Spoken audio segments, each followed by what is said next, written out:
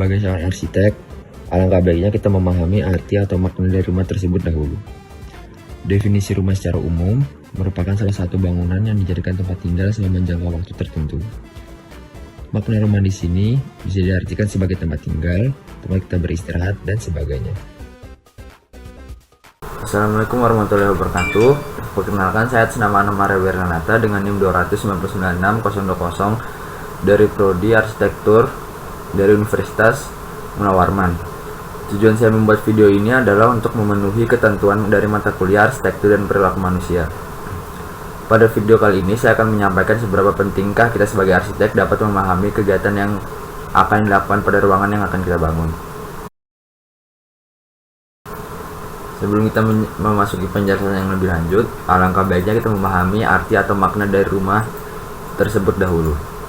Definisi rumah secara umum merupakan salah satu bangunan yang dijadikan tempat tinggal selama jangka waktu tertentu. Makna rumah di sini bisa kita artikan sebagai tempat tinggal, tempat kita beristirahat, dan sebagainya. Tidak ada makna yang pasti dalam rumah ketika kita bertanya ke lingkungan sekitar, karena makna tersebut dapat berbeda-beda tergantung setiap individu.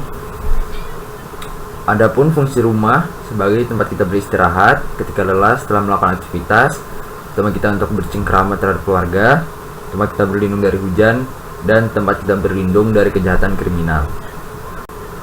Tapi, selain fungsi yang telah saya sebutkan tadi, rumah tinggal dapat memiliki fungsi lain, tergantung individu yang berada di dalam rumah tinggal tersebut. Sebuah rumah tinggal harus menjamin aspek kenyamanan pengguna, ketahanan bangunan, dan keselamatan para pengguna rumah tinggal tersebut. Pada video kali ini, saya akan mengambil contoh objek rumah tinggal yang saya huni untuk diulas. Untuk ruang yang saya bahas, area ini disebut sebagai balkon. Area ini sering digunakan sebagai tempat untuk melepas lelah dan bersantai, atau bisa digunakan untuk kumpul-kumpul bersama teman atau keluarga.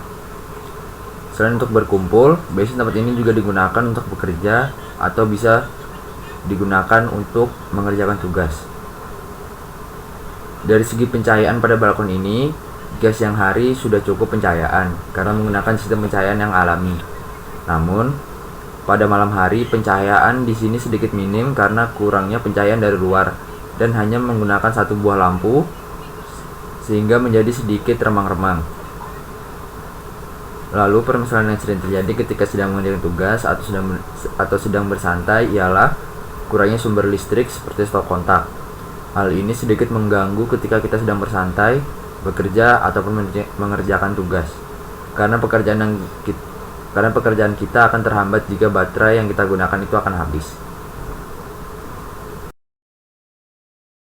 Menurut saya, pada balkon ini setidaknya ada stop kontak yang dapat digunakan dalam jarak yang dekat, dan bisa juga untuk mengganti lampu menjadi lampu yang lebih terang agar tidak mengganggu kesehatan mata kita sendiri. Karena kita tahu minimnya pencahayaan itu dapat mengganggu penglihatan kita.